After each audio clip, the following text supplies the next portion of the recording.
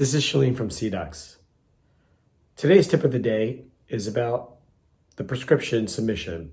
There are two options. We have ideal and custom. My recommendation is that you always use custom. Under customs, you will see that there is what's called the MACROS. MACROS is the acronym for midline, arch form, class, which is really the Angles classification, resolutions, occlusal plane, and special instructions.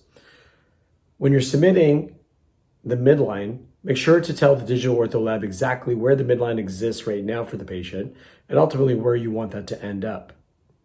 When taking a look at arch form, in general, you shouldn't be looking to change the arch form unless you know that the underlying skeletal basal bone can support that dental change that you're looking to make. Class correction most often should be a classification 1, especially when you're doing the proper case selection.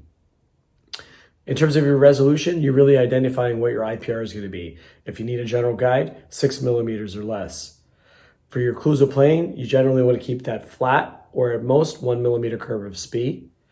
And then for your special instructions, anything that you think that the digital ortho lab needs to understand to be able to deliver on the case in the way that you and that patient deserves. I hope this was of help, and make sure that you always look to strengthen the orthodontic restorative relationship and refer all of your patients by the age of 7.